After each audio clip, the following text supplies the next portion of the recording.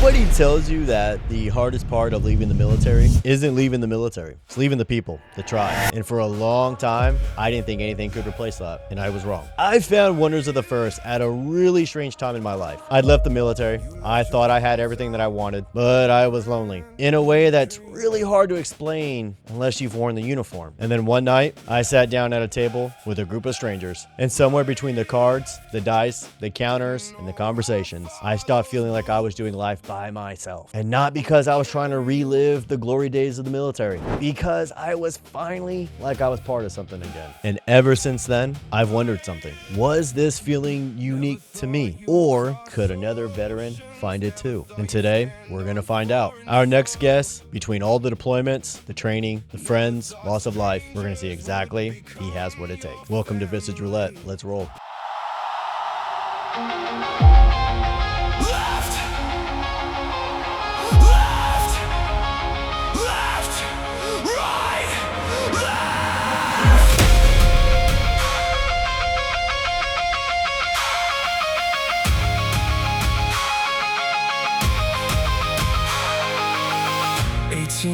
Old, still thought the world ended where your hometown did.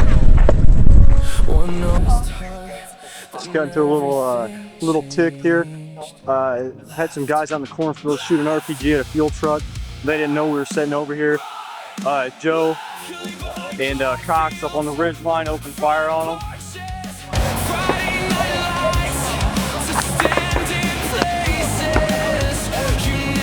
Hey, who's got hey, tell them to cease fire!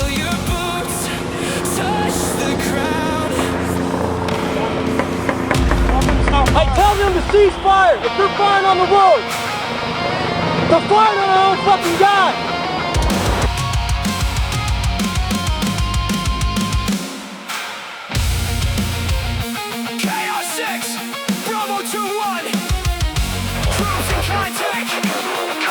Bravo 2-1, send your traffic.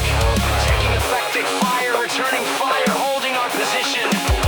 Roger, support element moving. Shift fire, shift fire. Keep pushing, keep pushing. All stations, maintain your sectors. We're moving. We traded hometown dreams for desert skies. Growing up beneath unfamiliar nights. The maps were blank until we walked them.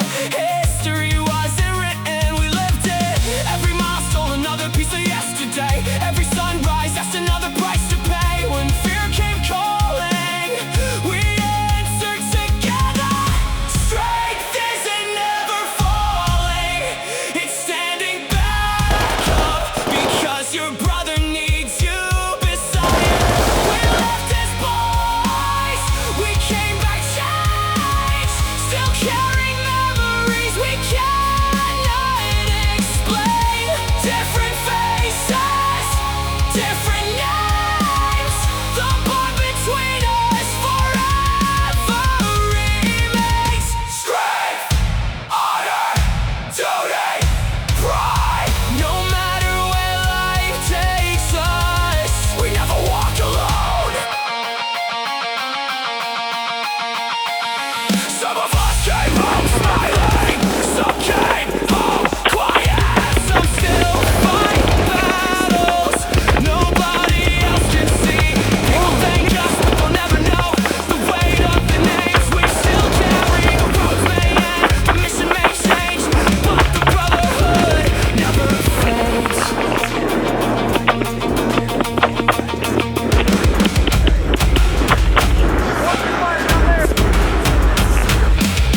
Leave all, answer the call.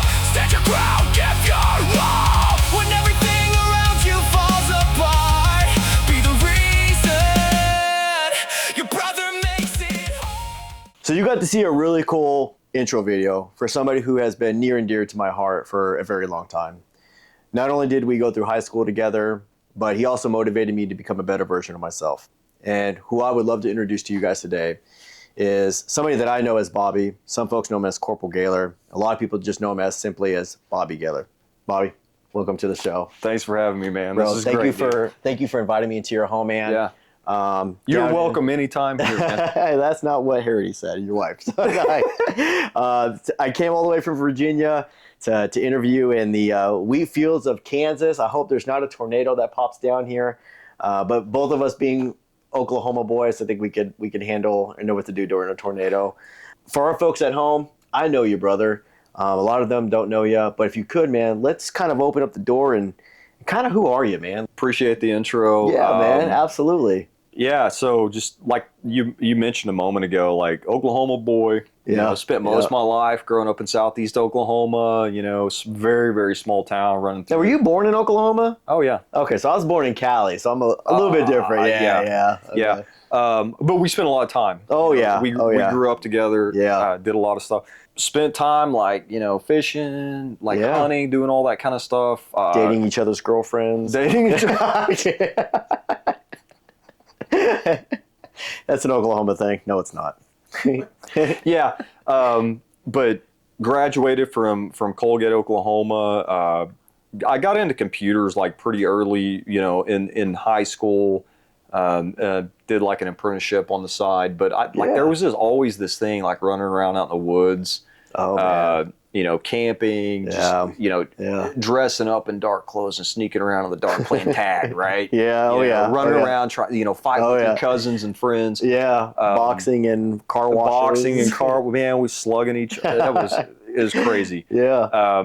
But yeah, like that was, you know, growing up, and then, you know, 9/11, when that happened, that was one of the big things where I'd already been feeling that draw. Yeah. Of like, hey, I kind of want to do the things that you see in Army movies and all of that. Absolutely. But I think when 9/11 happened, like that's what cemented it. Yeah. And set me on a trajectory to essentially join the military. And it was infantry. Yeah, because when 9/11 happened, you were just a sophomore in high school. Because I was a freshman. Yeah. Yeah. I mean, we were young, man. Yeah, we were young, but dude, it set something in my mind at that point where it's like, this is going to happen, right? And, you know, I had another really good friend, or I have another really good friend. I still keep in touch with him, but I spent a lot of time with him, you know, and his grandpa was a Vietnam colonel. Okay. Ranger tabbed. Wow. Wow. But yeah, he was a big influence too, because, and it wasn't anything like, hey, you need to go do this. He was just, I was curious. I was always a relentlessly curious individual. But we go camping with him all the time, but he, you know, asking him questions, like it fueled that fire. So when 9/11 happened, I found out about what's called the Split Ops program for National Guardsmen. You got the Reserve and National Guard, who's not active duty, and basically it's the 1 weekend a month, 2 weeks a year, and then if your unit gets activated, you go deploy and do all of that. Gotcha. You know, I go take the ASVAB. This is funny, man, and I'm like not a super smart person, but I'm not a moron. But I go take the ASVAB. I didn't score perfect, but I scored high enough to where the recruiter asked me, he was like, "So what do you want to do in the Army?" I was like, "I want to be in the infantry." He was like, "Dude, you can do like almost anything except for a handful of jobs. Like, what do you want to do in the Army?" The infantry is what you want to do. And I was like, yeah, like I'm doing computers outside. That's what I want to do in the civilian world. I want to do the infantry thing, like in the military. And he was like, he asked me one more time, and I was like, "It's infantry, man. Like that's what I want to do." And he was like, "I'm glad you said that. That's my MOS too, right?" So okay. So yeah, had a conversation with my parents, and you can sign up at 17 with the Split Op program. Okay. And what that means is everybody else between their junior and senior year of high school get to go have their summer break and do the things that kids look forward to, right, on summer break. Yeah. When you sign up, I know. Oh. You basically ship off to go to basic training. This is why when we were doing that college program, you couldn't finish it with us. The upward bound program. Upward bound thing, yeah. Yeah, because you were supposed to finish your senior year. Yeah, we did that the year before where we were going to do college credit type stuff. And I didn't go back because I was at basic. Oh my God. I thought you had gotten arrested. No. Wow. Okay. Dang. So you were out while we were having fun at college. You're over here beating it up in basic training. And did you go to AIT during that too as well? No. Yeah. So go to basic training for bidding. Like if you're Because you're 11 Bravo, right? Yeah, and if you're infantry, I don't know if it's still this way, but back then, if you're infantry, you're basically you go to Fort Benning for basic. You go to Fort Benning for it's home of the infantry, right? It's That's what the they home call of the it, infantry. Yeah. So junior year, summer break, you go get yelled at and realize, like, did I make the right decision? Oh, I'm sure. Because this sucks, right? And then, they tear you down and show you what you're capable of. Yeah. Then you come back and you realize, man, all these friends that I had, I can't tolerate half of them anymore. Because it just does something to you. I'm sure you experienced the same thing. Well, because the things that they complain about and the things that, like, you think that's a bad day. Yeah. Dude, that's not a bad day. It's just a bad time in the moment. Get a lot worse. Oh, my God. Yeah, absolutely. So you became 11 Bravo. Yeah. You did your time during your senior year in high school. Well, we went back and finished senior year, and then after that, you basically got to go through a similar version of the same thing again after your senior year to get. Like, I went to infantry school, like AIT for 11 after Bravo. graduation. Yeah. And then, how soon after graduation did you deploy? Graduated. That was 2004. Yep. Went off to do build scaffold at a refinery. Like, I wasn't quite ready to go to college yet, so went and did some really fun stuff, building scaffold, climbing around 180 feet in the air, like building Sure, that's toys. fun. It was awesome. No, if I fall, it's only instant death, but whatever. But that was the first leadership thing too, right? Because you were, that's right. That's I right. went and learned how to do the things and build scaffold, and then pretty soon was assigned my own team to go, like, look at the thing and where you need to build it, and basically go align the team to build the scaffold up to this big thing up there.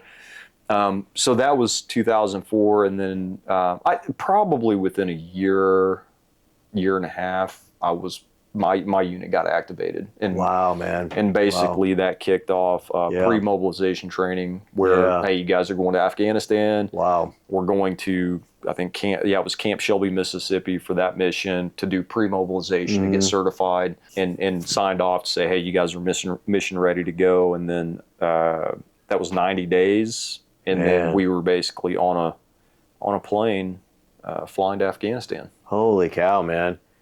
Wow. And that was what year?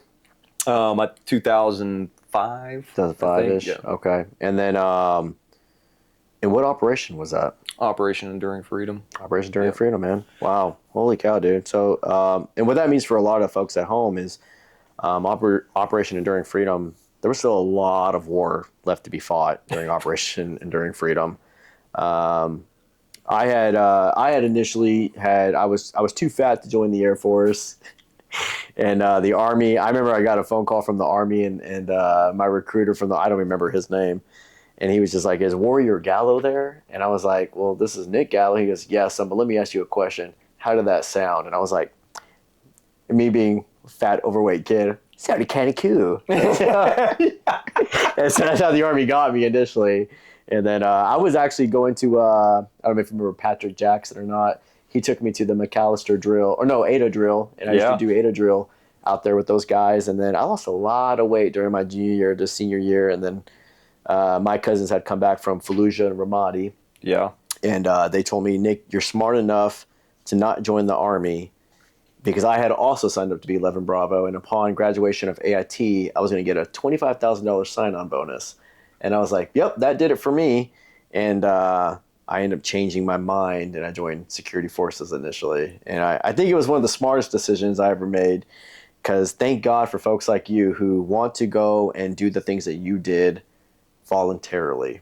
And I cannot be more thankful for the sacrifice and the commitment that you have continued to demonstrate and give this country. And those scars, while for some they may look temporary, for others, they are a permanent resemblance of the burden that you carried and the flag that continues to wave for the United States of America. And I cannot thank you enough, man, for what you did for this country. And while that book closes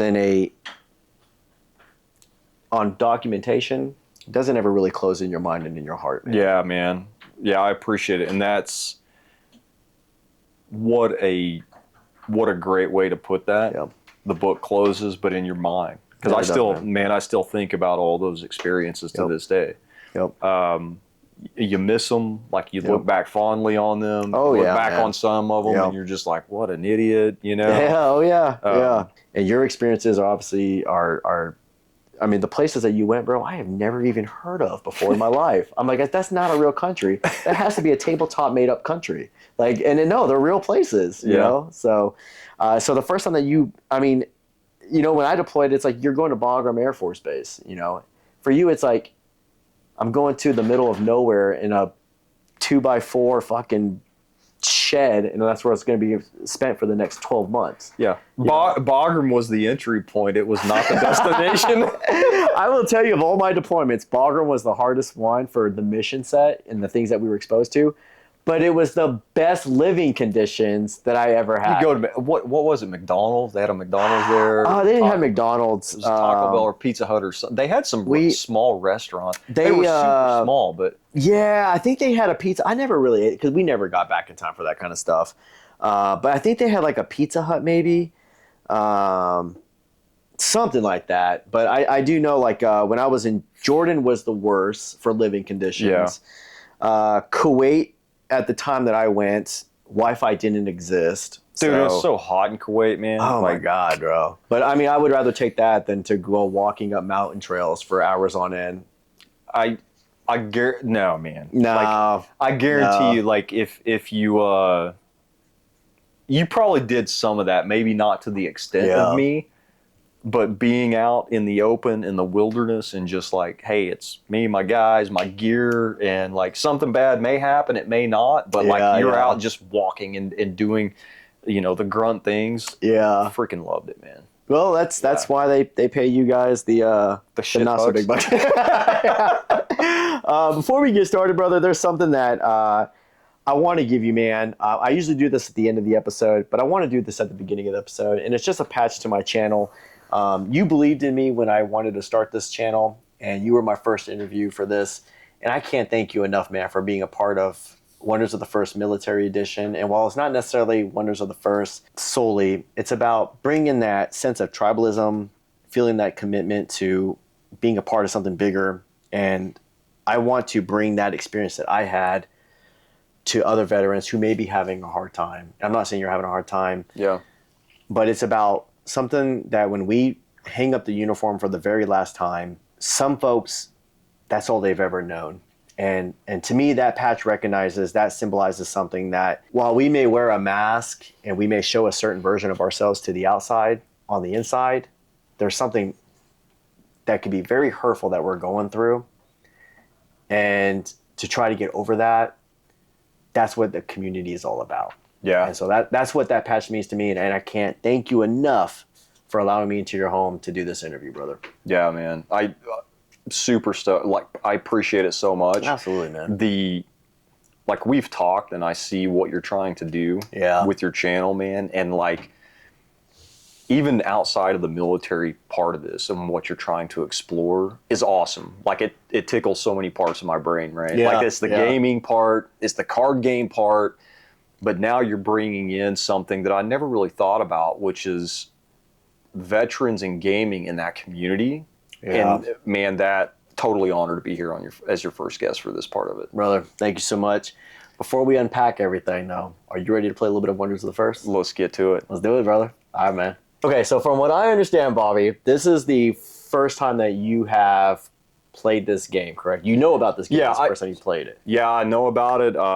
You know, since you've been on your channel and you're talking about it and you're bringing awareness. Like, I've done a little bit. I've watched your previous videos. Appreciate that. But yeah, man, I haven't played yet. I'm so stoked to do this. So, yeah, it'll be my first time. So here we go. This is going to be like college football, Air Force versus Army, and we'll see whoever wins, right? Yeah. Okay. So what we're going to do is go ahead and start setting up your actions and your energy. So 3 actions and 1 energy for round 1. So we'll go and get that set up there.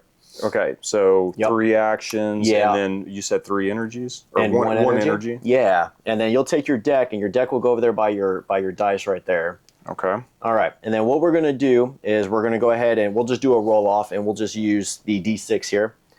And we'll just roll to see whoever gets to go first. Oh, it's going to be hard to beat. Hey. Yeah. Me too. All right. Typical. So I'll go ahead and go first. And what we're going to do is we're going to go ahead and draw 7 cards right off the top of your deck here.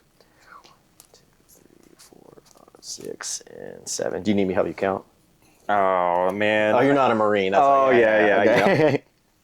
All right. I'm kidding. All right. So when you have your opening hand here, what you're going to do is you can mulligan. So it's kind of like Magic, but in Wonders of the First, instead of like when you mulligan and you have to like take one less card back, you can only do 3 cards in a mulligan for Wonders of the First, and you can only do it once. Okay, so where Magic was you could mulligan and you basically lost a card every time. You can do that as much as you want. You can only mulligan once, and you do 3 cards, that's up to 3, and that's it. That's it. Okay. Yeah, that's it, brother. So I'm gonna stay with my hand that I have.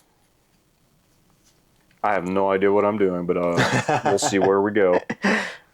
Can I ask you a question? You sure can. How critical are lands in this game? So with lands, it's not like Magic where you're like, I can't play cards because I don't have Magic, like I'm getting land bombs, right? Now, there are certain cards that if in your Wonders thing, if it says core, you have to have a land to play that card. Okay. However, lands, what they do is they do knock off an energy cost off of what things cost. So down there in the corner, when you see cost, it'll subtract 1 there. Got it. Oh, man. Okay. So I think I need to mulligan based on my past experience with MTG, okay? Okay. And the little that I know about it. So if I want to do mulligan 2 cards, I only get to draw 1? Nope, you would get to draw 2. Yep. Okay, so I can go back up to 7. Correct, yep. What do I lose for mulligan then? Not really. So really what you find out in Wonders of the First, mulligan is not really a bad thing because you want to try to get through those decks to get those cards that you want. So there's So I'm going to mulligan 2. It's going to go under your deck. It goes under the deck. Got it. And then take 2 since take 2. Yep. All right. Well, did it get any better? So we're gonna go ahead and get started. Do you remember what these are? Man, you're kidding me, dude. Are these the Pogs? Those are the Pogs where they don't want to send coins overseas. You know why they did? Well, my understanding of why they did that. Was it for weight? I think it was for weight, man. Mm-hmm. But these things, you'd always see them overseas, like the exchanges back home. Even back home would like honor these things. Oh yeah. Now, this is from 2008. This is old, man. That's wild. This is old. Yeah. So, all right. So we'll set this bad boy here. We'll set a stone on top. So what we're gonna do is we're gonna go ahead and cut for round 1, and we'll pick this back up in round 7. Okay. Any questions? Nope. I'm liking it so far. Yeah. Like I can't wait to finish this out and see where the game goes. All right, man. Good luck. All right. So we're on realm 7. It's been a very good game. We are almost tied? We are tied 3-3. I hold round 1. He already knows what happens if I hold round 1 on a tie. So we're ready to begin. You ready to go? Let's do it. All right. Let's draw for round. Oh, I already beat you. Oh, we gotta go. Going to spend an action. Okay. And I'm gonna play that realm. All right. Let's go ahead and spend an action and 1 energy. I need to crank this down. 9. Find the 9 here. And I'm going to go ahead and stun your dude over there, your mana core, or your beast over there. So he's going to get tapped. He's going to go down to 0 power. And that's just for the round. For the round. Yep. But we are on round 7. So. Oh, this is the end, right? Okay. My turn? It is your turn. I'm going to spend an action, which takes me down to 1. I'm going to play this card, which is going to require 3 energy. Ooh, okay. And your turn. I am going to spend an action, 1 energy, and I'm going to go ahead and stun that guy. Dirty. Dirty. Well, that kind of stinks, but we'll see what we can do with this. All right, I'm going to spin. Oh, no.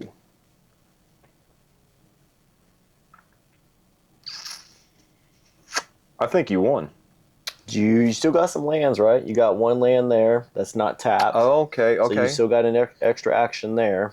I've got another land here. That's an item. Nope. Yep. Okay, I'm going to tap this land. Okay, so that's going to be roll you up one there. We're 3-3, so just because I have advantage right now, I'm going to go ahead and pass and see what you're going to do here. Oh, I see what you're doing. Okay. Calling it an airstrike. All right, I'm going to spend my remaining 3 energy. Okay. And an action. All right. Play that card there. Oh, okay. All right. I see what you got. Let's see what we got. Let's see what we can do here.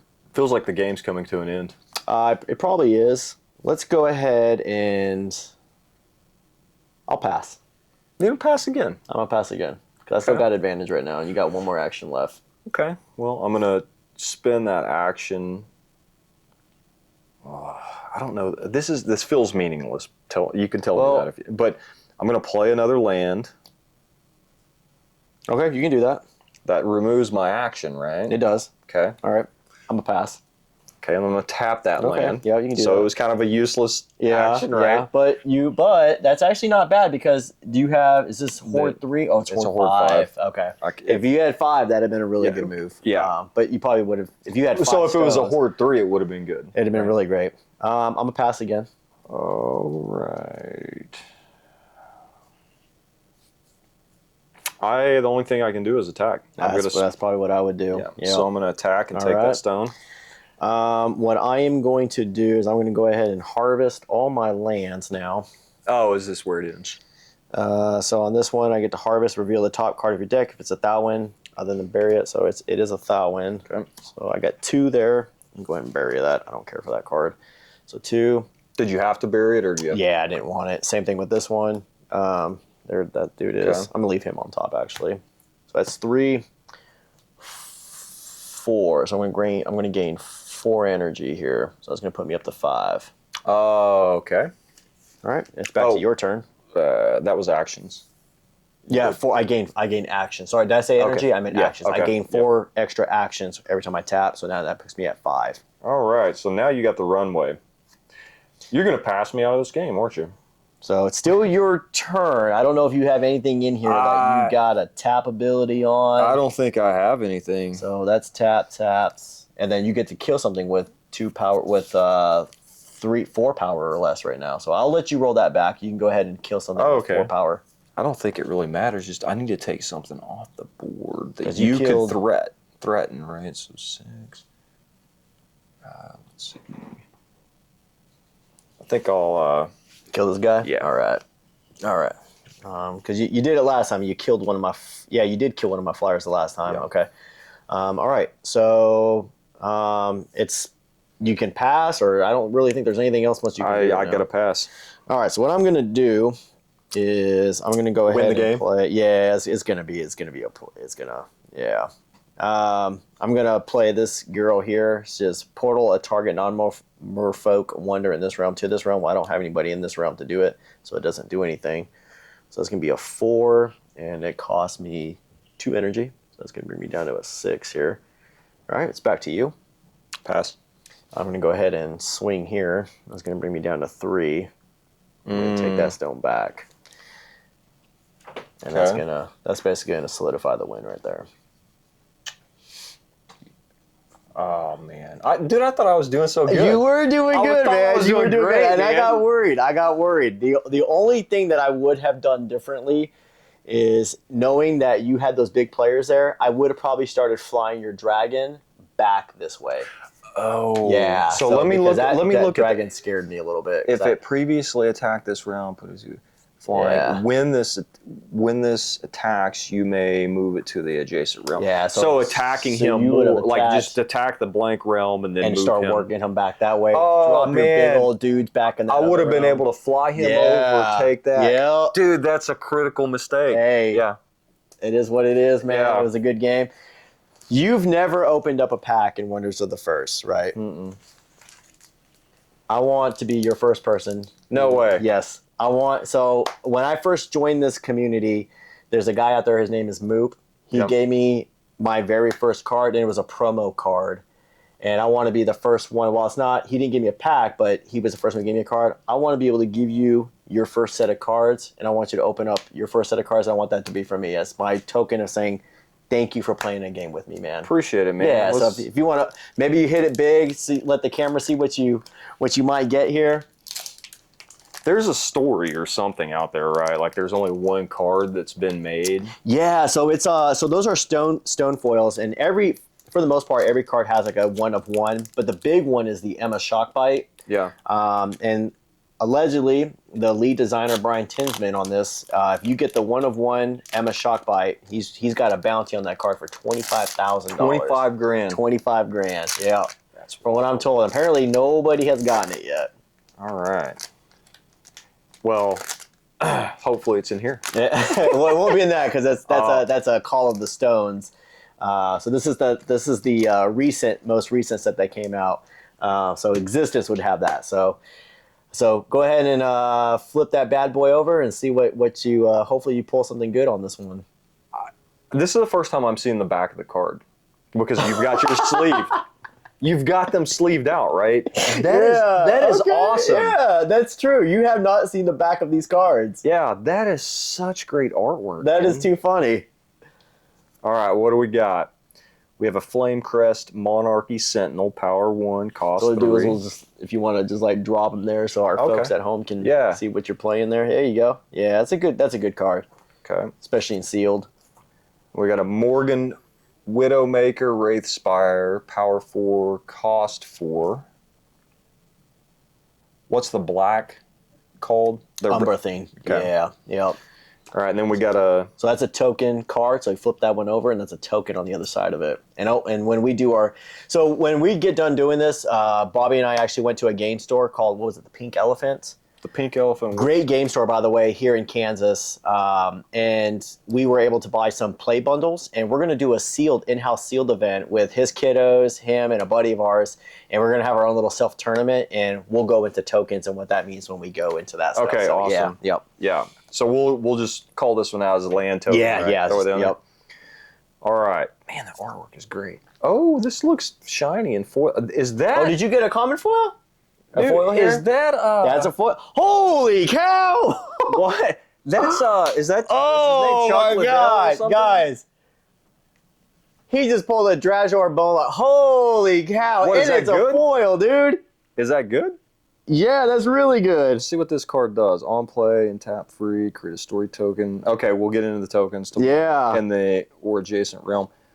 Okay. Bro. What? Hey, that's not bad for a free pack. Hey, you did it, man. Dude, very cool. Okay, let's see. We got a... And actually, guys, I got this free pack. I got this from Branch for doing his Whatnot. So if you are into Whatnot and buying cards, go to Branch, buy it off of his channel. This pack actually came from one of his streams. So yeah. That's so cool, man. Yeah, man, dude, that is a phenomenal pull, and it's a common foil. That is crazy. Yeah. So Stern the United. Yeah, or that's an Uniter. epic, dude. That's another sweet. Get another foil. Get another pretty sleeve, dude. Oh, I need to... Branch, why did you give this pack to me? Why did you give this to me? This is insane. I just gave this away. You knew what was in. You can't know what's in there. I can't know what's in there. You can't know what's in there. Can't know what's in there. Yeah. Yeah. So buy off of Branch. He's got good packs. Yeah. All right, we got a Friendly Leopard. Custom Rangefinder. Nice. That's the Ronin Silvershot. That's Ben Affleck's token card, which we'll get into tokens when we get in there. We got Mystic Echo. We got Ernest Ernie Fallow. Crossing Vine Village land. We got Radiant Mutation. What's the S? Spells. Spells, Yep. got it. Yep. Okay. That's what I was using to beat your ass in the last game. And then we've got Evading Mistro. Bro, guys, for Bobby's first game, he pulled a phenomenal card. Dude, I am so glad that your first pack that you got to open, that is such a massive hit, dude. I hope you enjoyed the game, and we're gonna roll it back out to the main interview, man. All right, appreciate it, dude. Yeah, absolutely, brother. All right, give me that fucking. Oh, we're back. How you stay away? Stay away. So, you might hand me that S-Pen real quick. I'm sorry. Yeah. Yeah, I did. No, you forgot your water. Forgot my water. Here you go, sir. Here you go, sir. Still did not hear. Bobby pulled an amazing card, and I'm so excited that he pulled that as one of his very first cards. How did you feel about everything, Bobby? Man, it was great. Like it's obviously a very complex game, but I like that. Like it's opening. You get tired like of seeing certain games replayability. Like it feels like something else has been reskinned. This is different from anything I've ever played before, man.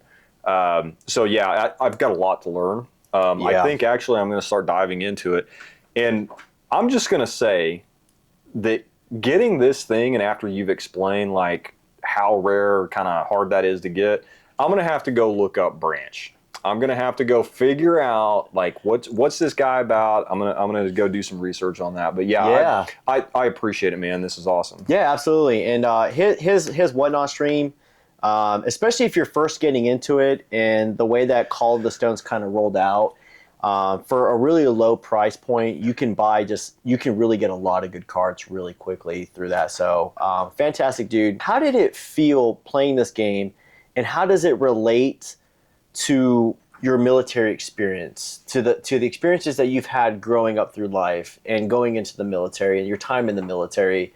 And I don't know if this game captured that, but I mean, like the sense of community is one thing that is very obvious now. I mean, I've watched your channel, I've heard you talk about it. Sure. I can really see where when you've got a good community around something like this that's new and it's different, when you've got a community that helps you, like, hey, let's stop and talk about this for a moment. Yeah, like, let me teach you. That's the thing that like I kind of miss after I left the military, because you have like a band or a tribe, and then you leave, and then you come back to you find something like this, and it's like maybe some people didn't realize they were missing it. Right. But this makes you realize, hey, I can find that community again. Yeah, right? man. So I can totally see that. Yeah, that's a great point. Did you enjoy the game? Yeah, I would have enjoyed it more if I took a couple of moves differently. It was very obvious at the end, like, man, I should have done this thing different, right? So,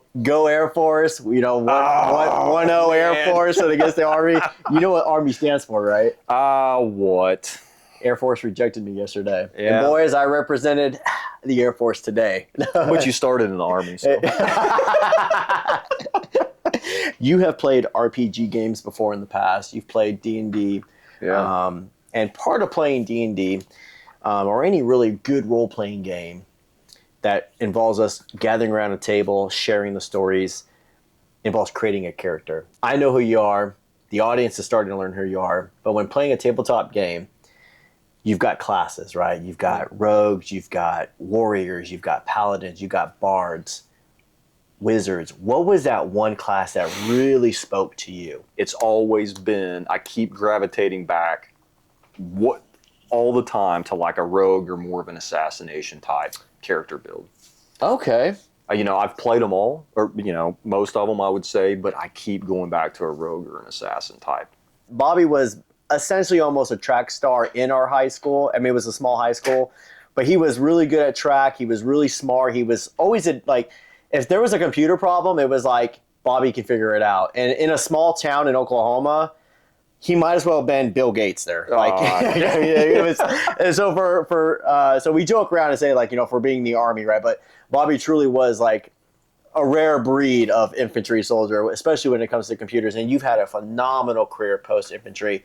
But with that being said, you chose rogue, right? So the question I want to ask you is, what's an unconventional move, build, or strategy that you as Bobby, that you've become known for, and how did you figure that out? Man, that's an awesome question, and I don't think I had the answer to that until a few years ago. I'm later on in life, I'm 40 now, and I've always wondered, but I've reflected a lot on that in the past few years, and it's really about looking at things from a systems perspective, like cross-functional or different, class types, if you will, that's going on a mission to basically beat the dragon, you know, or whatever it is, like kill the boss. And even just anything that I do, I look at it from a systems perspective. And I think that's where the rogue would allow me to go in and basically use, you know, certain skill sets or whatever, but I wasn't like the tank. Or I wasn't the paladin or the healer trying to keep the tank alive. I'm more, you know, surgical, trying to go in and find things and learn. But I was also able to step back and look at the group and how they're performing as a whole. And that's one thing that, you know, talking about strategy, I always try to say, what lessons can we learn out of that iteration or that instance or that battle that we were in or the day at work? Like with my team, you know, I've got a team at work. I'm always looking to say, how are things performing now and what lessons can we take out of that and basically share those with each other so that we can get better together and get the better outcomes, right? Yeah. Dude, that's solid, I don't know man. if that answers your question. No, it does. And I mean, would you say that you've learned that over time, or did you just kind of get lucky and it just kind of came to you? Like I've always been like relentlessly curious about everything. Yeah. Like almost to a point where people get irritated with me. They're like, man, you know, especially my wife. She was like, why are you so logical and thinking about this stuff, right? But that's just kind of how I've always Bobby, been. it's pizza or hamburgers. It's not a hard question. Right? But it's always been there. Right. Yeah, and I didn't realize it until later on in life, but it's always been there. And especially when you got a good group of people that, you know, friends hanging out playing a game, or you're working, or you're going off and volunteering, doing a project or something, that is always the thing right there, that gear that's always turning. Having you on any game that I've ever played has been so critical in a lot of times, but we'll save it for this interview. How so, though? Like, we don't have to get deep into it, but how would you... PPPs, man. Every time we go out for the PCs, dude, or whatever these Army guys call it, pre-combat checks, pre-combat inspections. Oh my God, I can't tell you how many times we went to go do something, and Bobby's like, "Hold on," and it's like, "Damn it!" And we would get frustrated, and we'd be like, "Bro, let's just go," and then it's like, "Damn it, he's right. We got to go get a potion for something," you know. And it's always those last minute checks that's like, damn it, he's right. We spend 10 minutes to get it right rather than spending an eternity getting it wrong, you know? Yeah. So, and the important thing there, man, is like picking up on that and going back to the strategy of like, what lessons are we learning? How many times on a new game or something did we go out ham and just fall on our face and lose a bunch of really good gear that we were all irritated about? Oh, yeah. So that's me in the background saying, okay, we don't want to do that again. What lessons can we extract from this? Absolutely, man. And then PCIs, PCCs, that's the military thing of like, here's how you fix this, right? Absolutely, man. So I would say to a fault, though, you're too trusting of people, because this guy has gotten us killed so many times playing online games because he wants to believe the better good in everybody. No, it's be the change you want to see in the world, right? You know, see, he's already spinning again. He's already changing mindsets, right? Listen, brother, I'm not Afghanistan. You don't got to shove democracy down my throat. Okay, good. Brother, we got to a little bit more about you, but now we're really going to start peeling it back. All right. Part of my channel is you roll for questions, right? Because it really brings in like the authenticity of randomness. It brings in, maybe there's a question I really want to ask you, but I didn't quite get there. But this truly is random, and it's really a dice going to choose how hard we go into the paint here. Are you ready to do this? I've watched the episodes, and this is the scariest part of this, man. You're going to be my first one, man. We're really going to peel this back. Are you ready to go? Yeah, I'm ready, man, and the gravity of it is not lost on me. I am absolutely honored that like you're wanting me as your first guest for this. Yeah. And like I've been thinking about it for weeks. I'm like, man, how can I make sure I can help Visage Roulette get this right? Bro, I appreciate that, man. I appreciate that. Yeah. All right, you ready? You ready to roll some dice? Let's roll some dice. Let's roll some dice, brother. I'm gonna go ahead and record these rolls. He's gonna roll on this live thing here. So because I just feel like there's gonna be somebody's gonna be like, oh, you loaded that question, right? So we're gonna go ahead and I know him well enough that he's not gonna cut me any slack, okay? No, I'm not. All right, you ready to go, brother? I think I am. All right, let's get the first one out of the Hey, way. difficulty higher. Like the higher the dice roll is, the more difficult. You know what? question. I randomized the entire table, so there's. Oh, so it's just so it doesn't even okay. matter how high he rolled. Now 1 is going to be pretty easy. 20 is hard, but in between, it's pretty random. And you changed that before this. I sure did. All right, you ready? I am ready to roll when Let's you do are. it. It's not a, what was it, 3? A 6? Or yeah, it's a 6, but You got a 6 there. When you got out of the military, what part of you did you have to grieve? so I really think it was when you spend a year on a deployment with a group of guys, and I'm telling you, you live in a 6 by 6 foot space or smaller. Oh yeah. With a group of 12 guys in your squad. Like you really get to know people, and they become your brothers, right? Absolutely.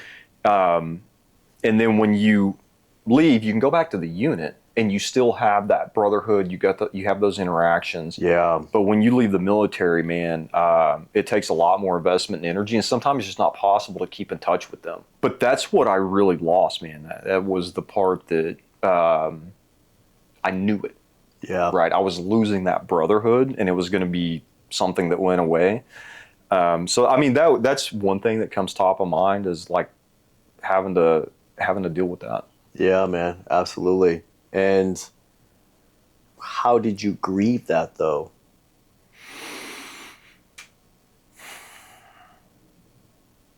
I don't know, man.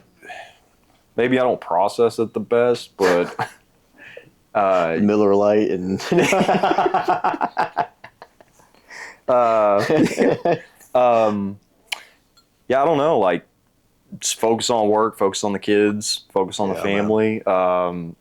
But it's still there, and I think that's what a lot of, like PTSD. There's definitely the traumatic things that happen to people that deploy over there, see horrible things. yeah. But I think there's also a part of PTSD where people don't want to confront that and deal with it and process it the right way. That lack of, you've got a tribe, and then all of a sudden you don't. You're on your own. Yeah.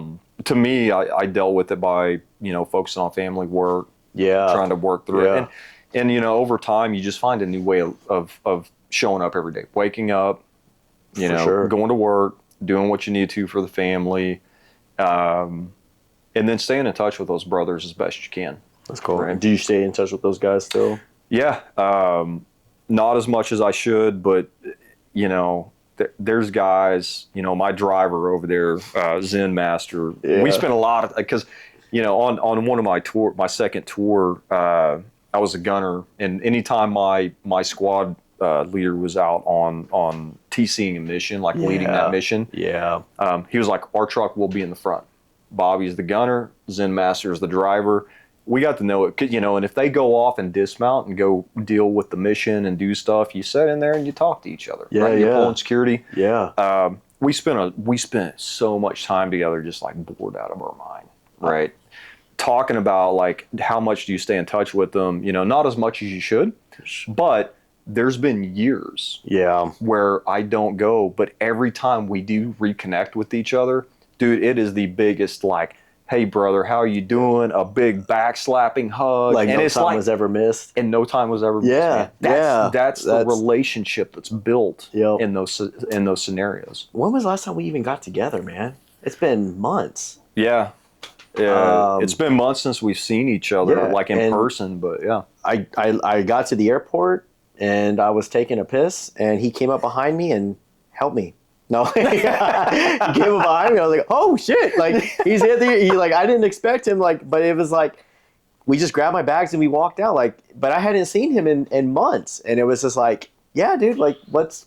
Yeah, it's like we picked up right where we left off, man. It might be a guy thing though too. I don't know. So when that'd really be interesting, man. Like if you're going to continue this series, finding some of the female veterans out there that have served in the game, and that'd be a great thing to ask. And I do have one of our friends who has agreed that when her time comes to do the interview, Air Force medic, Probably know who I'm talking about. Yeah, She has agreed to do this. And I know.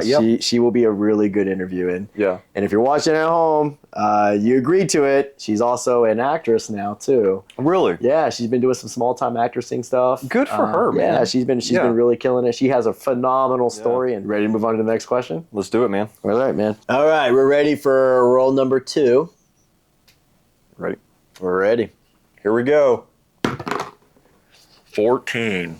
You said it's randomized, right? Big old 14. It's not big old hard. 14. Okay. So it's not. So I mean, I feel like it's gonna be a big one, but we'll see. We'll see here. All right. If you only had $5 and I had to meet your mother, but no, okay. He's like, what? All right. This is a good one, man. Has gaming ever given you something that you felt surprisingly close to what the service gave you? Man, this is the theme, dude. It's that sense of brotherhood and like working toward like a common goal. Yep. Right. We talked a little bit about it earlier, where just trying to figure out how to work together, do better. It's that sense of purpose. Yeah. Like, and I mean, it can seem trivial, like you're playing a stupid game. Right. When you say it, like, yeah, it is true, but at the end of the day, it's not like. No. Yeah. People, I don't know how many colleagues I've had over my life. Some of them are like, oh, you play games every once in a while. Right. Like, oh, when are you gonna grow up? It's like, man, that's not even it. Like, I can go buy a game. Typically, the only reason I buy games is because other brothers in the community or friends, anybody that we've met along the way are like, hey, we're really interested in trying this out. I may look at that game and say, I'm not even really interested in it, but if that's where the community's playing, if I'm going to spend time playing a game, like, I don't have time to do that. Right. But I look at it as spending time, like, maintaining those connections and that sense of brotherhood. Yeah. Right? Yeah. That's, I say brotherhood, sisterhood, but it's more about that team, like those around you that share that common goal and purpose, but it's also the social interactions that you have along the way that makes it meaningful. Absolutely, man. And I think probably our biggest game that we used to play we used to prepare a lot, was Ark Survival. Man, I'm embarrassed to admit the amount of time that we spent in that game, man. And I think you nailed it on the head, man. Like, I know people gawk at gaming, and some people do get out of control with gaming. It consumes them. Yeah. But at the same time, the military is, for some people, it's all they've ever known. Yep. So when they experience that feeling of being in a tribe again, it almost consumes them again. Yeah. And that's the thing too, man. Like, just for the audience, like, I was National Guard, like, so you have a reserve National Guard in the Army, a reserve that I don't think they have combat arms roles, so that's why I went Guard, to be an infantryman. I got to do a normal job. It was a weekend, 2 weeks a year until our unit got activated, and then we would go do pre-mobilization to make sure Big Army could say, hey, you guys are still proficient. You can do your things that you need to do. You're ready to go off to war and conduct your mission. You guys, you were active. Like, that was what you lived every day. So I can appreciate the fact that, like, people that have done that as a career, and then retiring out or just leaving active duty, having a pronounced feeling of, like, losing that tribe, right? Yeah.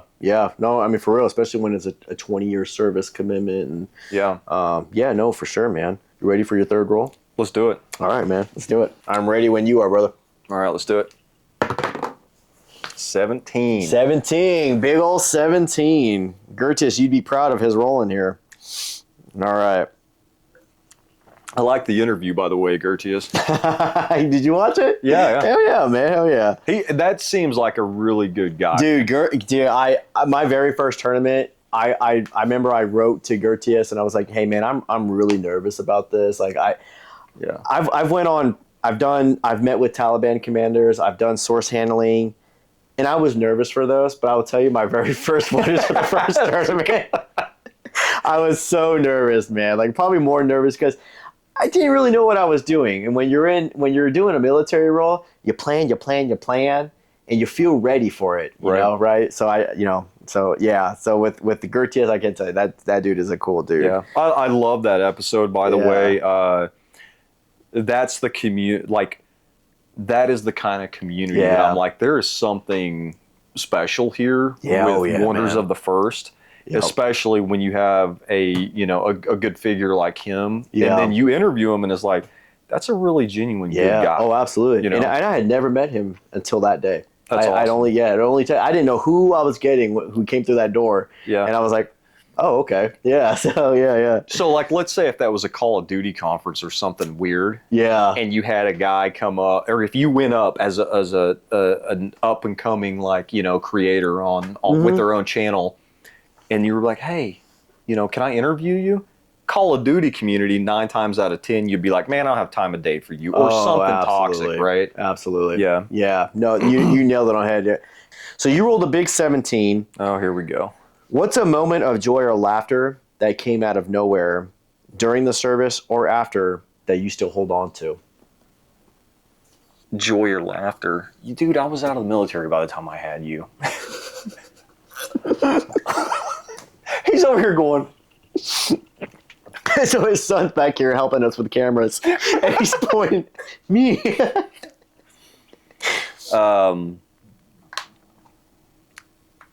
I think I got it. Well, the biggest or a probably just one. Maybe not necessarily the biggest, but just one that when you think back to, you're just kind of like, oh yeah, one of those moments.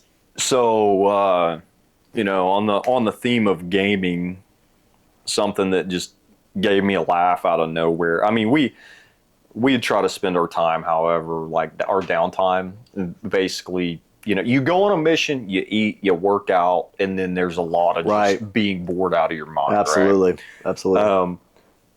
But on my second tour, there was a game called Worms. I don't know if you ever remember. Oh, Worms? Worms, oh my man. gosh, dude, that's going back to like grade school, man. Yeah, but wow. But we would play that still because it was easy enough. On the RAM, and we're all like, on a laptop taking turns playing Worms, man. And I had he'll know who I'm talking about when I call him the Red Ape. He's technically not a traditional gamer or anything. Great soldier, like big, just stocky dude. Spent more time in the gym than behind a keyboard. Yeah, for sure.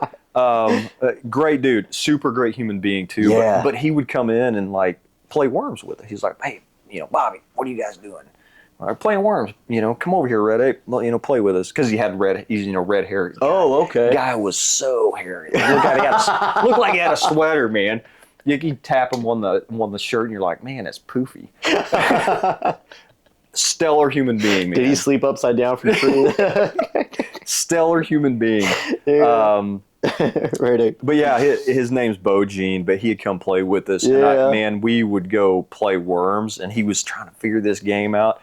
He would get so frustrated because I knew the game, so I'd try to give people a little bit of leeway to learn. Of course the game. You are. But then I'm like, oh, I'm starting to lose, and I'd like do some tricky thing and crush him. He was like, damn it, Bobby. Yeah, kind of like what we did on Wonders here. Yeah. But man, I always look back on like those little moments like that, just trying to fill that dead space of being bored. Man. And it's always games, man.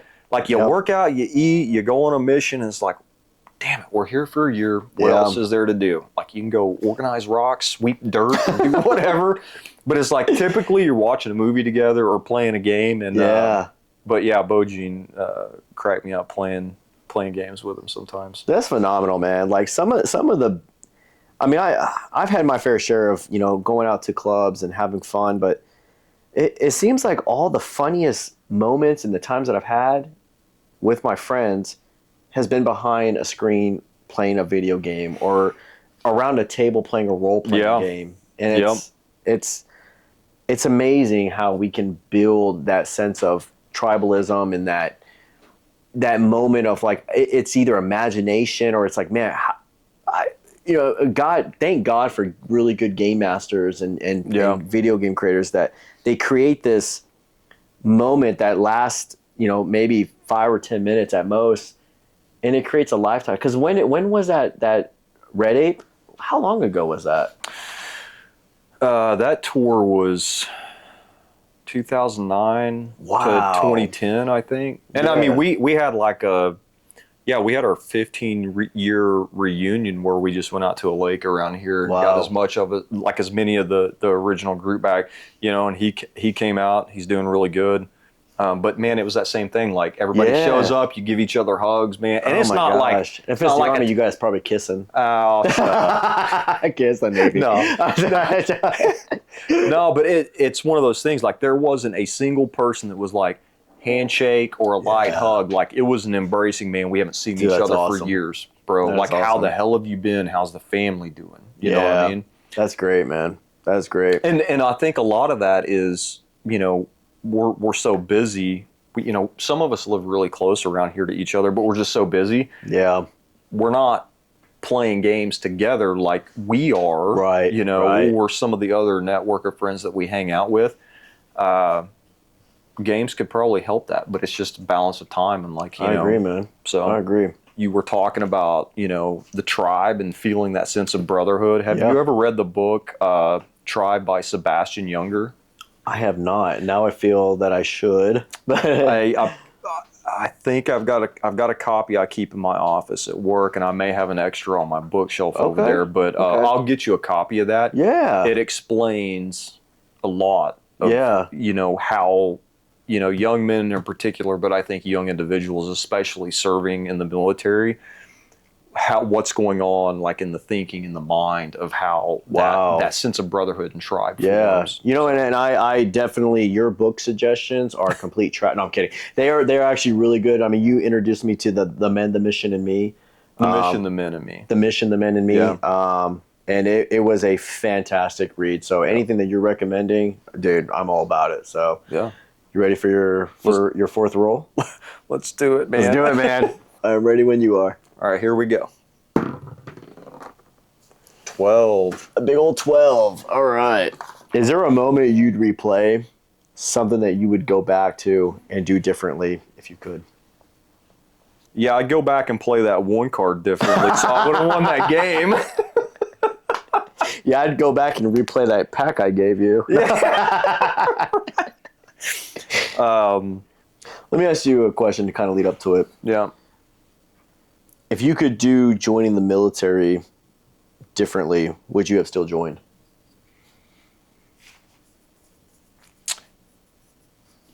Knowing what it cost you in the end. Oh yeah. No, I wouldn't have changed that decision, man. Like I would still have joined. So I made a decision to get out because before I even joined the military, I made a commitment that says if you do 10, you're doing 20 because you're halfway. Yeah. Yeah. Between my first and second deployment, I had my oldest daughter. While I was on deployment, I actually came back on leave for her birth. And I guess I think that maybe if I had the power or the foresight to change anything, it would have been planning things differently if I could have. Okay. To make sure that when she was born, I didn't have to go back to the country, back to Afghanistan. I did not know you did that. For 6 months, because I spent a week with her after she was born. Wow, man. I left and I come back and she was 6 months old. And I feel like I really wish that was different. Yeah. If I could have changed anything, that's probably the biggest thing that I would have changed. That's tough, man. I did not know that happened. I think that's kind of where we kind of stopped talking for a little bit because you were just so busy with stuff and I was going through the military. And, that's tough, man. So you were on a deployment. You came back to see your daughter be born. Yeah. Which is a blessing that you at least got to see her be born. Yeah, there's a lot of guys, man, over the GWAT era, and I'm sure over the time of conflicts that we've been in as a country, that they don't even get to come back and see that, right? So I'm very fortunate, but that's something I wish I could have changed. Man, dude. And it's tough, man. You know, it's those kind of sacrifices that we miss. I couldn't imagine have deploy? I mean, because you were deployed for how long altogether? So I did 2 deployments to Afghanistan for Operation Enduring Freedom. They were both a year. Like I spent a year in country for both of those. Wow, man. The first one was like 2006, 2007, I think. Yeah. And then the second was 2009 into 2010.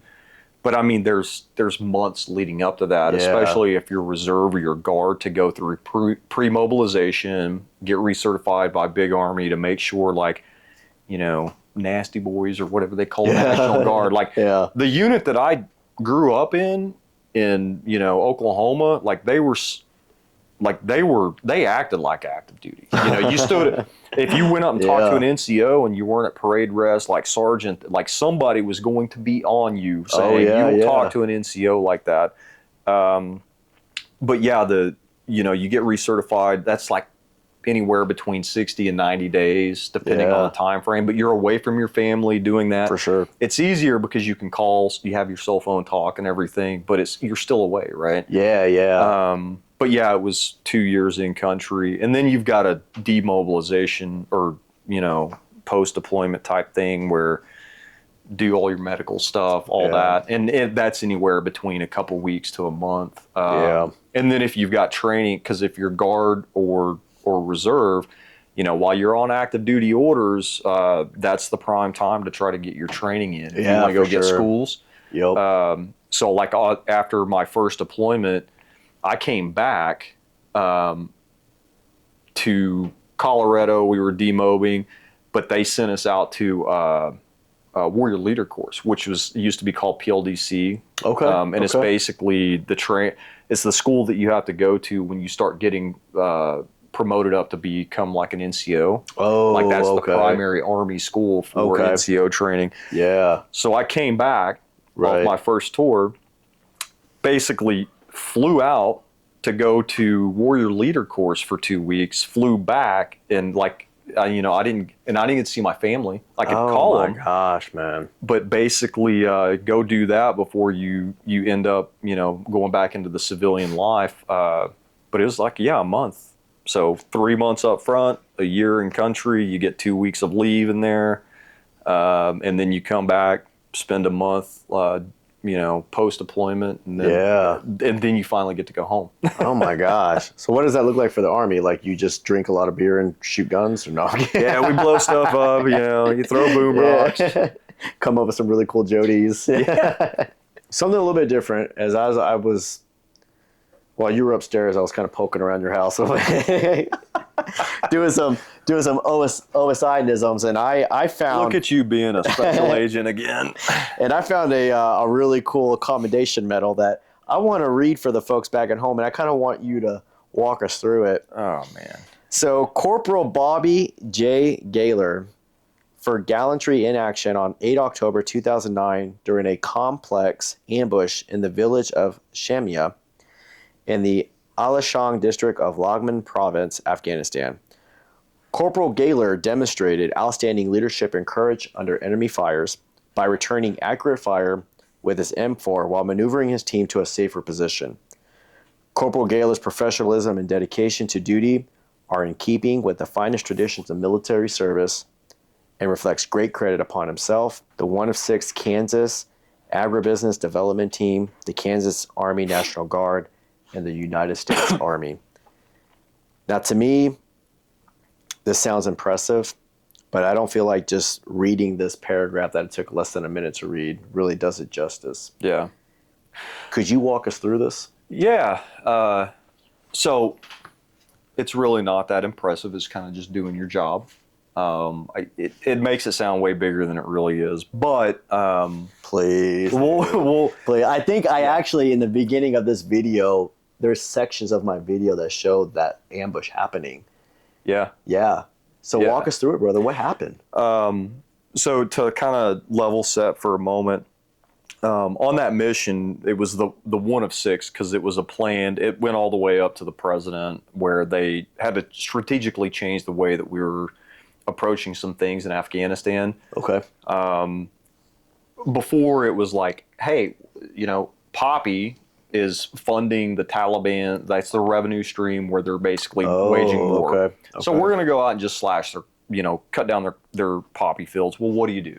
You piss farmer. Like, you're not doing anything for the population. Yeah. You're taking away their livelihood. Yeah. So the intent with the agribusiness development team mission set was basically get some National Guard people that worked on the outside in ag. I'm going to butcher this, but people that knew cattle, ranchers, whatever. They were still in the military, but they worked at like Kansas State University, like teaching programs up there. They knew about agriculture and how to do things. They were bringing that expertise. Okay, so there's some tactical and strategicness that are going into this. Okay. That was not me. We had a team of like 30 or so of those people that brought expertise to the team to execute that mission, and then they brought basically 11 Bravo infantrymen there to help pull security and keep them safe while they were doing the mission. So we would take, whether it was foot patrols or mounted patrols, we'd get them out to where they needed to execute their mission. We'd pull security, and then if the fighting started, we'd basically keep them safe, deal with it, and try to get them out. Or and I'm not going to downplay it because we had some really good soldiers with them that would fight with us, but that was essentially the mission set. So going back to Shamya, we were in Kali Najil when we were at a combat outpost, and it was literally sleep in a bee hut. Like, I think we took a shower. Like, you could take a shower once every couple weeks because like there was no place to store water. Ate more MREs than normal. There was like one hot meal a day, maybe two, because we lived on the side of a mountain and there wasn't a lot of storage room. Yeah. So what we're going to do on this, when we encountered this ambush, is we got up really early in the morning because we were going to do a foot patrol to take $10,000 cash to a village so that they could build a check dam. And what a check dam was, to my understanding, is how do you capture water and have it during dry seasons. So we were going to take money out to them so that this village could build their own check dam or work with their local populace to build a check dam. So we get up, and I think we kicked off, like we stepped out at 4 o'clock in the morning, and we're going through these valleys, peaks. It was rough. Oh yeah, I saw the video, man. It's a lot of walking. Yeah, and not easy terrain. We walked for hours. Yeah. And it was up and down. Like, we changed elevation a lot. And I was on the Overwatch team because I was a squad designated marksman. So I'd gone through. Okay. Yeah, I'd gone. Hey, you played in that role of being the rogue, the guy sitting back waiting for his chance. Like, it wasn't a sniper or anything. I didn't have a scope. Hey, a designated marksman, brother. Yeah. Yeah. So I went through some training to shoot at longer than typical distances with an ACOG. Yep. And then I was on an Overwatch team with two really, really great soldiers. One was a former Marine. We had a long rifle with us, like an actual sniper rifle. Okay. And then I think an M14 or something. Yeah. So we were at the back of the patrol, and then we're getting ready to dip off onto this village. Like, we're almost there. Yeah. Right. Yeah. Carrying this cash so they can, help this community build a check dam so they can have water, in the dry season. We get ready to step, like the patrol is like actually going down the last ridge to go into this, and we're getting ready to peel off as the Overwatch team to post up and basically watch while they do their business, right? Okay. And I hear a gunshot, and I'm like, and everybody heard it, and we're like, what is that? Like, we had some ANA soldiers with us. Oh, this is that gunshot that we hear in the video at the very beginning. Yeah. We thought, it's the ANA. They had a negligent discharge because, unfortunately, it was not uncommon for them to not have trigger discipline and basically squeeze a round off. Oh yeah. So everybody's first instinct was like, because it was usually textbook when you open up with an ambush, like you need to do heavy fires. Yeah, right? Machine guns open up when they're in the kill zone. Yeah. So we heard one gunshot, and it's like, what is going on? And I see this bullet, like I see the bullet hit, a little bit up in our patrol, and I think they were trying to shoot at our medic because he had his his med bag on. Wow. Because the bullet lands like, seems like 2 or 5 feet behind him. Oh my gosh. It kicks the dirt up, and we're like the A&A, man. Like they had a negligent discharge. And then we hear the PKMs open up. And it like just, and I'm like, nope, this is real. This is happening. So everybody starts to do their, training kicks in. They start to do their thing. And one thing that I learned in the infantry is like as you're on a patrol, you always watch for cover. Okay. Like, not concealment where they can't see you, but bullets can go through. People confuse that, concealment and cover. It's different. Always know where your hard cover positions are. And I remember a rock, just probably 30 yards back. And it was the only rock on this plateau before we went down this ridge. Like, it was barren, man. If you watch the video, there was nothing around. So gunshot hits, we hear the PKM rattle off, and I'm like, okay, now, and it kicks off like we're taking fire, and it's real. Oh man. So I turn and I'm like, I'm going to go back to the position of cover, and I'm going to start returning fire. So when I turn around, the other 2 individuals with me on the Overwatch team had they'd done the right thing. Training kicked in. They dropped to the ground. They were in prone position, and they were starting to scan and return fire. Oh, okay. Okay. But I made a slightly better decision by recognizing that we had hard cover back there. So I basically start running back, and I like slap them on the helmet on the ground, like, boys, cover over here. Yeah, right? yeah. So I go back and get in this rock, man. It was maybe the size of this ottoman and maybe slightly taller. And that so it's not very big, man. It's not very big. No. So I get down, and I'm behind cover, and I'm leaning over the rock, and I start returning fire in the general direction of where basically we're receiving fire from. Can't identify enemy yet, but it's like you have to start suppressing to put fire back on the enemy. Like that's part of how you start to gain the upper hand. And these other 2 guys, man, my 2 buddies, like come in, and we're like basically laying on top of each other at this point. And like we're all like over, my third of the rock, somebody's over the top of it, the other guy's on the other third. Yeah, you guys are owning all kinds of real estate on this rock. Oh yeah, we're like, we're close, man. We're we're like on top of each other. So we're returning fire. And like that was, I think, what the Commendation was about, is like just recognize like that decision that was made. Like, hey, this is a leadership thing of like, that's good. Let's do the thing that we should by returning fire, but also it's probably going to be a better position to go over and take cover to do that. Man, and it's one of those things that you don't know if that was a good decision or not. You just know it was a decision that you made in that moment that got you the medal. But like, it made sense. Who knows if that would have saved their lives? Yeah, like, that's true. You don't know, unless you didn't make the decision is the only way that you would have known. But you made a decision. Those guys came home. Yeah. And not to say that they owe their lives to you, but we don't know. And that decision may or may not, but for the most part, it's a good decision, man. You brought 2 guys home, absolutely. I appreciate you sharing that story with us. They got to kind of see that at the opening of the video, but I didn't feel like it did it enough justice. I have one more last thing for you, but before we have you roll for something, do you have any parting words for our guys at home, our veterans at home? And it doesn't necessarily mean if they're going through a hard time or anything like that, but just everything that we've kind of went through this interview, everything that you've kind of been exposed to. What is just some words of advice that Corporal Gaylor, Bobby Gaylor, Mr. Gaylor would like to share for the rest of the world? So I didn't do a lot of leadership things in the military. Like I was getting ready to get promoted to E5. I had that decision of like 10 years or get out. And I knew that I was going to go back to Afghanistan. Like I volunteered for my second mission. It wasn't mandated.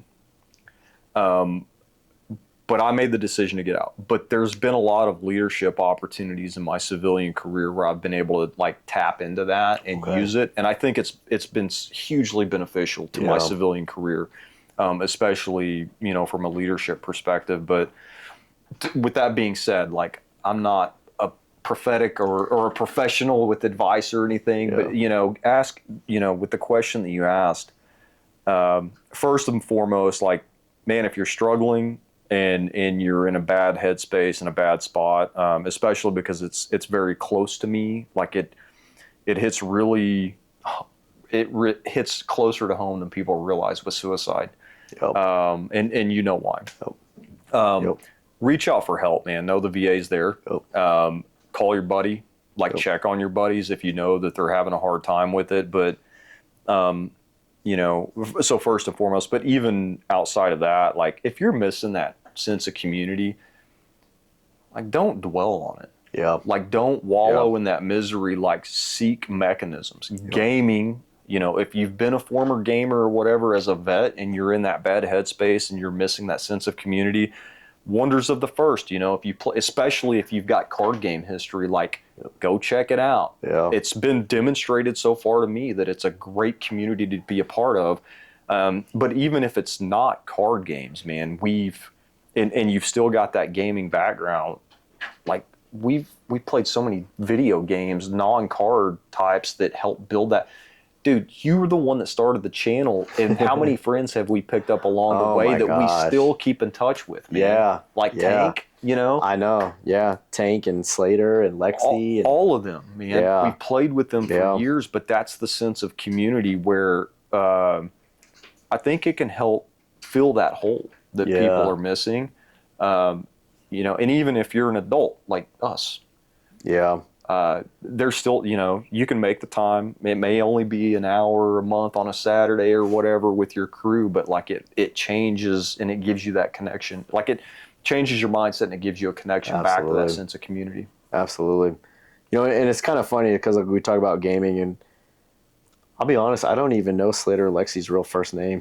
I just know by their gamer tags. I just know people by their gamer tags, and sometimes that's enough. But we like when we hop on and talk to them, like if we go back into another ARC server and everybody jumps in, it's like we know each other all over. Like we picked up right where we left off. It's just like the military. It's crazy, and that's funny is because like in the military, sometimes you don't even you call guys by a nickname, you call them by their last name, and then it's just like I don't even know that dude's wife's name. Like but you would think that we're best fucking friends. Yeah, but. You know, it's just one of those things, you know. And the nickname thing is funny, man, because I guarantee like a 95 or higher % chance, and it happens every time. Like when I was talking about our 15-year reunion, as soon as I go talk to those guys, as soon as that we see each other, you know what they say? They're like, Death Dealer. It's not Bobby. It's not, and that's not even a nickname I gave myself. This is something they gave, and there's a stupid backstory to that. You know, but it became like Death Dealer. Like that's your nickname. It's stuck. Dude, that's so cool. It's not Bobby. Hey, how are you doing, Corporal Gaylor? It's like Death Dealer. What's up? You know? Oh man, that's awesome, man. That's awesome. So to close out this episode, the next episode that I will do for Winners of the First Military Edition is interviewing another veteran. But I'm going to have you roll for what branch of service that I'm going to interview next. That is cool. I think it will be. So you're going to roll a D4, and we're just going to go by alphabetical order. So a 1 would be Air Force, 2 would be Army, 3 would be in the Marines, and 4 would be the Navy. Okay, so for this, we're just going to do the traditional 4 branches. Yeah, in the Space Force, especially like the day and age that we're in and how warfare is evolving. Oh my God, they're needed. It is critical. Yeah, man. Absolutely. So you ready to roll to see who it's going to be? Let's see who it is. All right, man. Got a D4 right here. All right, Corporal Gaylor is going to roll for the next service member on our show. Go ahead.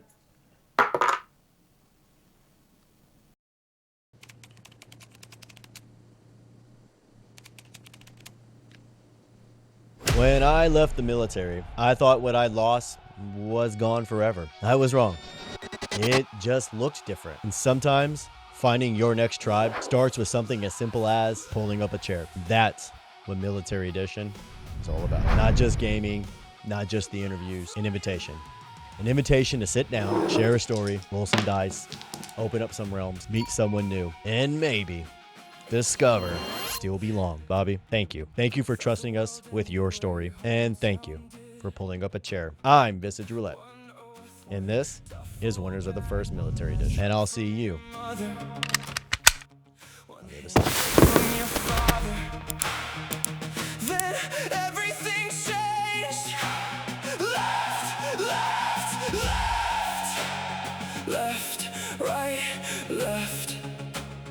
left